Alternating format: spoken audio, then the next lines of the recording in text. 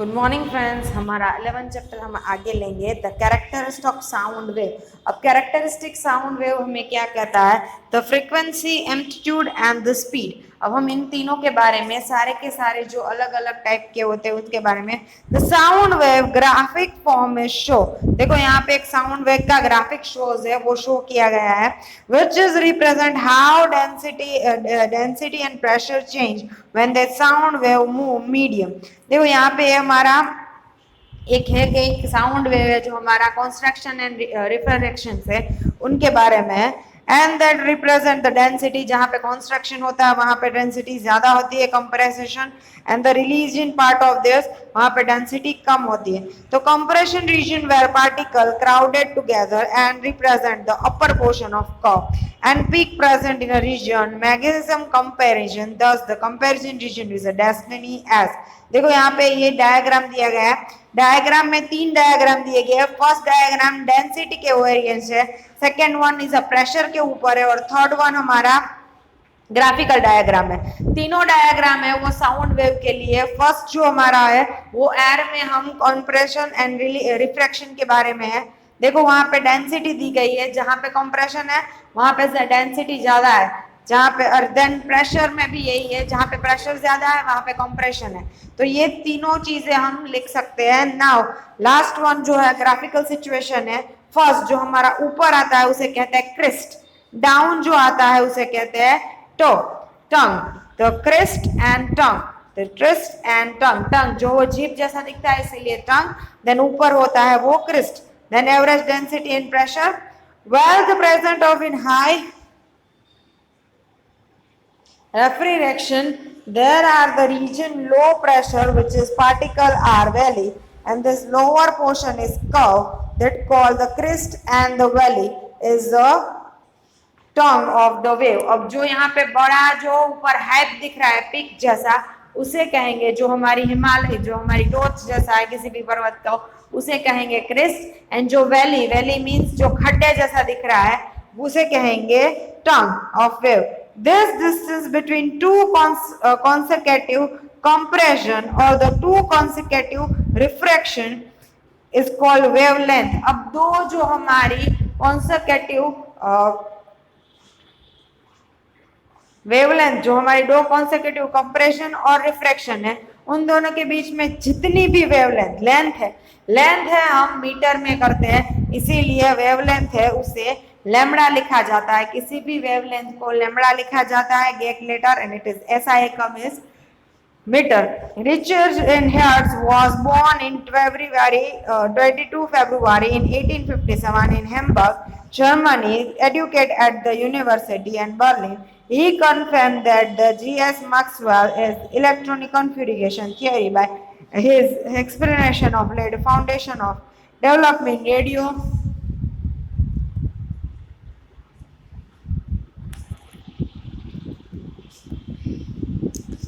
also discovered that।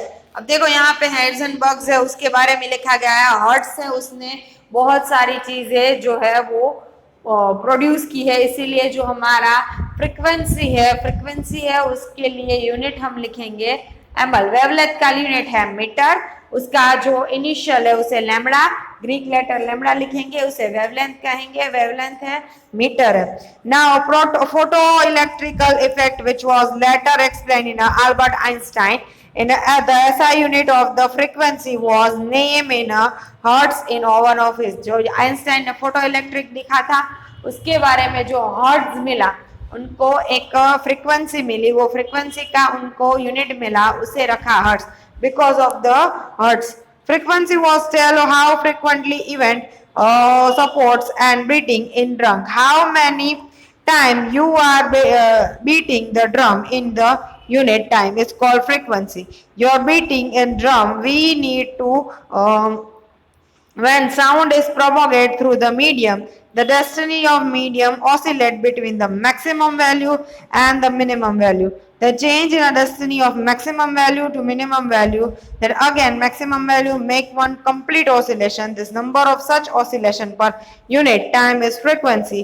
sound wave, if we can count the number of compression and refraction cross the per unit time, it called frequency। अब हम यहाँ पे एक चीज unit, एक minute में कितने कॉन्स्ट्रक्शन और रिफ्रैक्शन हो रहे वो हमें पता चल जाए तो उससे हम पता चल सकता है कि कितने फ्रीक्वेंसी है।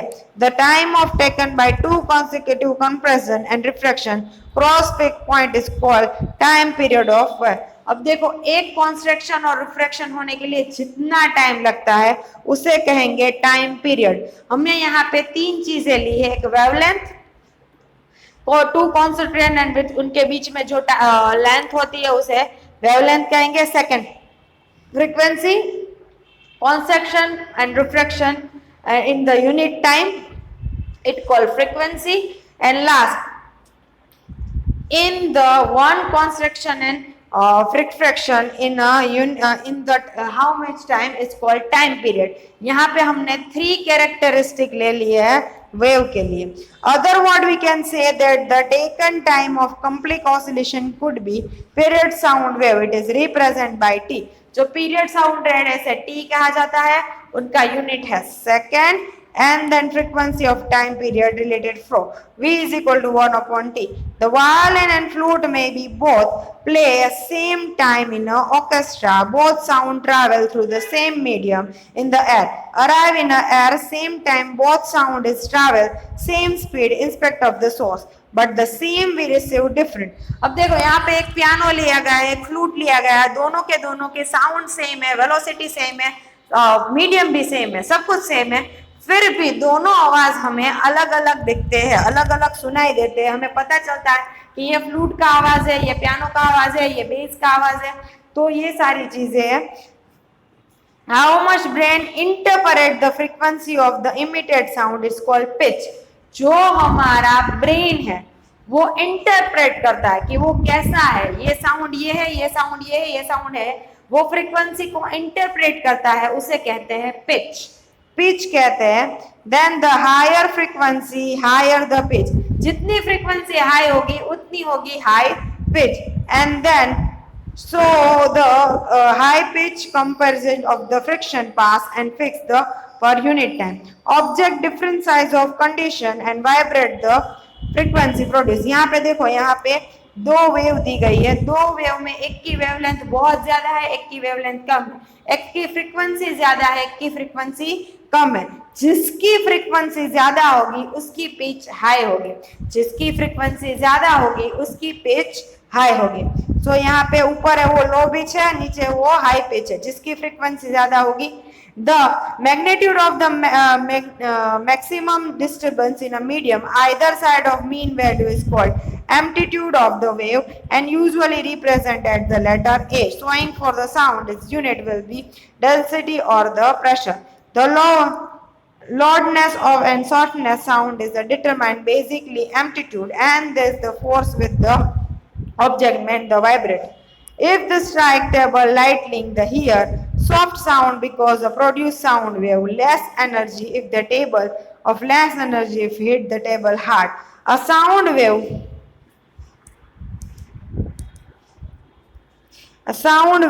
spread over the source, it is moved from the source, amplitude is longest and this is the distance। अब देखो यहाँ पे दो चीजें दी गई है, soft sound and louder sound.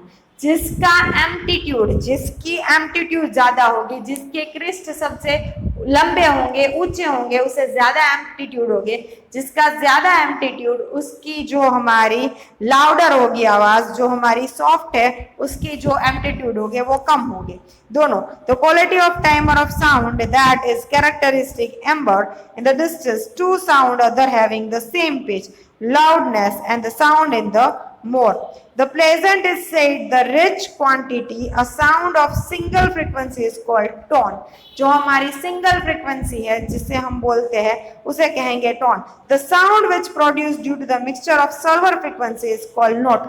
जो हमने, जिसने म्यूजिक कभी पढ़ा होगा उसे पता होगा what is note and what is tone. अगर एक ही फ्रीक्वेंसी में सब कुछ बोला जाए तो उसे कहेंगे नो टोन। जो मैं बोल रही हूँ, मेरी फ्रीक्वेंसी है, मैं ही बोल रही हूँ तो दिट इज टोन। अगर मैं कुछ ज्यादा, कभी कभी लोग कहते हैं ना वॉच योर टोन, जब हम कभी बहुत ही ऊंचे आवाज में बोल देते हैं तो हमारा टोन कहता है। अब दो तीन लोग साथ में गा रहे हैं और दो तीन चीजें हो रही है, दो तीन फ्रीक्वेंसी मिक्स हो रही है, हाई नोट ले रहे हैं, लो नोट ले रहे हैं, तो वो सारी चीजें होगी नोट।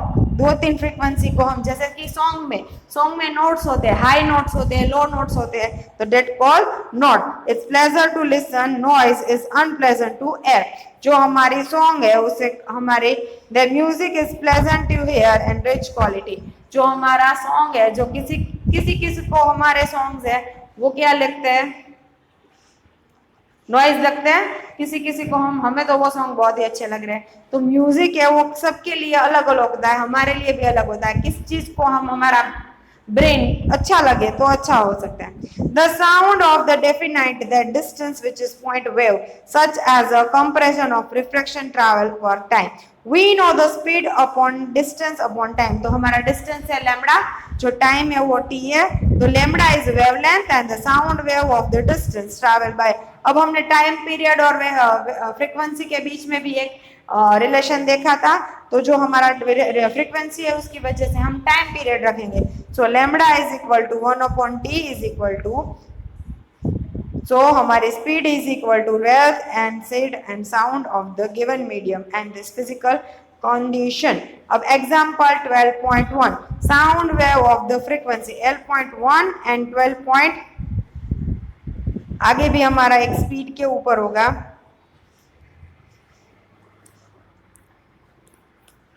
हम 12.1 है वो आज कर लेंगे। एंड साउंड फ्रॉम मीडिया हमारा नहीं है इसमें। रिफ्लेक्शन ऑफ साउंड,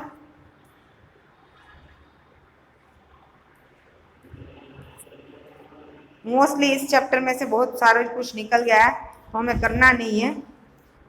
सो अब हमारा 12.1 है sound wave has been frequency of 2 kilohertz and wavelength 25 semi, how long it be travel 1.5 kilometre. Give the frequency. अब फ्रीक्वेंसी हमें दे दी गई है, अब हमें किलो को हर्ट्ज में करना पड़ेगा, तो k is equal to 1000, wavelength is a lambda 25 semi, उसे मीटर में कन्वर्ट करना है।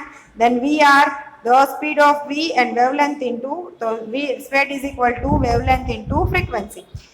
आंसर जो हमें मिलेगा वो हमें मिलेगा 1.5 किलोमीटर। एंड देन हम t is equal to 1/d लेंगे, तो हमारा ट्रैवल पथ हमें पड़ जाएगा साउंड। तो हमें होमवर्क में 12.1 लिखना है और सबकी जो हमारी डिफरेंस, हमें कैरेक्टरिस्टिक लिखना है, amplitude, wavelength, frequency and time period. ये चारों के चारों का डेफिनेशन लिखना है, यूनिट लिखना है और सिंबल लिखना है। ये सब कुछ लिख के आपको होमवर्क में देना है 2 बार। Have a nice day, good bye.